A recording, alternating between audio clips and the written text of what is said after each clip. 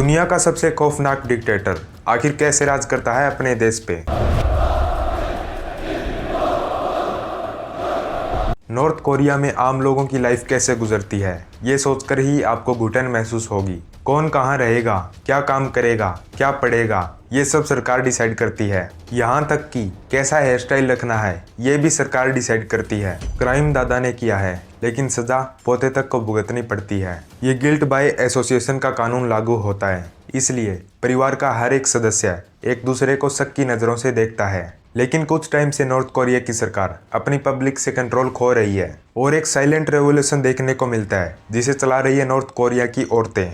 जय श्री राम दोस्तों। साल 1981 नॉर्थ कोरिया के पॉलिटिकल प्रिजन कैंप नंबर 14 में एक प्रेग्नेंट औरत को कैद किया गया है। इस औरत का जेल में ही बच्चा पैदा होता है। अपने बच्चे का ये नाम रखती है सिंग डोंग यक और ये बच्चा जेल में ही बड़ा होता है। असल में नॉर्थ कोरिया की सरकार गिल्ट बाय एसोसिएशन का कानून मानती है। इसमें अगर आपके दादा ने कोई क्राइम किया हो तो उसकी सजा पोते को भी मिलती है और यही सजा सिंग डोंग यक भुगत रहा है, क्योंकि नॉर्थ कोरिया की सरकार मानती है कि उसका खून गंदा हो चुका है। साल 2005 सिंग डोंग यक इस कैंप से भागने की कोशिश करता है और फॉर्चुनेटली वो इस काम में सक्सेसफुल हो जाता है। ये नॉर्थ कोरिया छोड़ के चाइना चला जाता है और वहां से साउथ कोरिया चला जाता है। यही कारण है कि इनकी आवाज दुनिया तक पहुंच पाती है। आगे चलकर इन पर एक किताब लिखी जाती है, escape from camp 14। My name is Shindon Hayek and I was born in North Korea in 1982. I was born in a political prison camp number 14. आइए समझते हैं दोस्तों, आखिर नॉर्थ कोरिया में आम लोगों की लाइफ कैसे गुजरती है।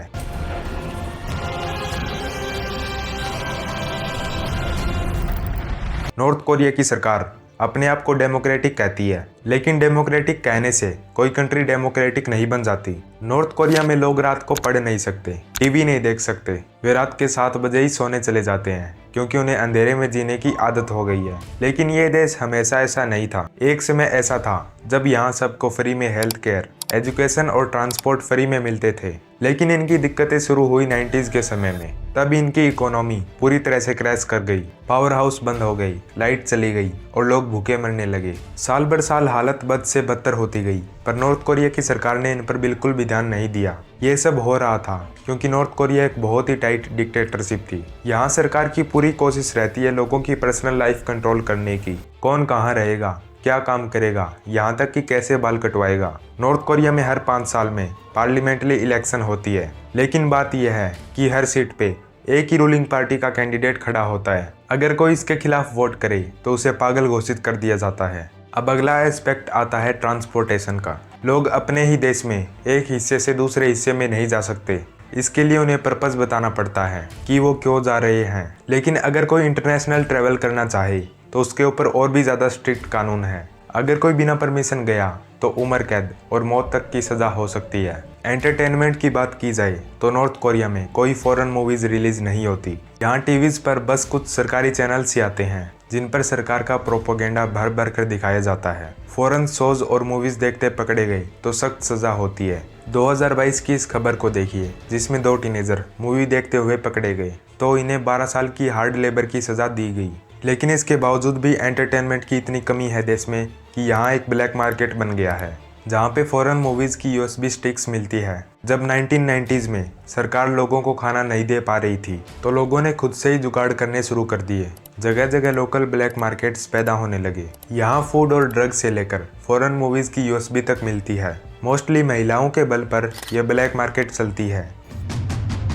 अगर आप एक नॉर्थ कोरियन हैं और आपने इनके डिक्टेटर के खिलाफ कुछ गलत कर दिया तो ना सिर्फ आपको मुसीबत होगी, आपकी 3 जनरेशन को इसका परिणाम भुगतना पड़ेगा। नॉर्थ कोरिया के लोगों की सबसे बड़ी दुश्मन इनकी सीक्रेट पुलिस है। लोगों को गायब करने से लेकर उनको प्रिजन कैंप में तड़पाने तक, इन सब के पीछे सीक्रेट पुलिस का हाथ होता है। पूरे देश में इस एजेंसी के स्पाई एजेंट्स और इन्फॉर्मर्स फैले हुए हैं। यहाँ लोगों को ऐसा दिखाया जाता है कि बाकी दुनिया में हालात बहुत खराब है, लोग करप्शन, बीमारी और डिजास्टर झेल रहे हैं और नॉर्थ कोरिया में रहने वाले लोग सबसे लकी हैं क्योंकि उनके पास किम जोंग उन जैसा महान नेता है। लेकिन कोई भी तानाशाह कितना भी खतरनाक क्यों ना हो, हमेशा के लिए नहीं चल सकता और नॉर्थ कोरिया में आज के दिन ये देखा जा रहा है कि किम जोंग उन की पकड़ कमज़ोर होती जा रही है। इसका सबसे बड़ा कारण है वो ब्लैक मार्केट, जो महिलाओं के द्वारा चलाई जा रही है। जिस झूठे प्रोपोगेंडा की वजह से गवर्नमेंट लोगों को बेवकूफ़ बनाती आ रही है, वो आज धीरे धीरे टूटता नजर आ रहा है। एक सबसे बड़ा कारण है जिसके कारण नॉर्थ कोरिया की सरकार की पकड़ उनके लोगों से छूटती जा रही है, और वो है ट्रस्ट और यूनिटी। क्योंकि उन्हें पता है कि वो पैसे देकर कोई भी इलीगल काम कर सकते हैं और सरकार के प्रति उनका डर कम होता जा रहा है। अगर ये सब ऐसा ही चलता रहा तो आने वाले 10 से 20 सालों में नॉर्थ कोरिया के रिगार्डिंग कुछ पॉजिटिव न्यूज़ सुनने को मिलेगी।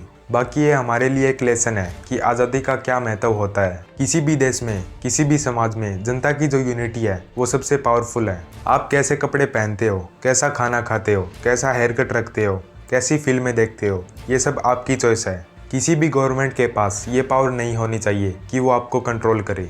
तो दोस्तों, कमेंट करके ज़रूर बताना आपको ये वीडियो कैसी लगी। अगर आपको ये वीडियो पसंद आई हो तो चैनल को सब्सक्राइब कर देना। मिलते हैं किसी नए टॉपिक के साथ, तब तक के लिए जय श्री राम।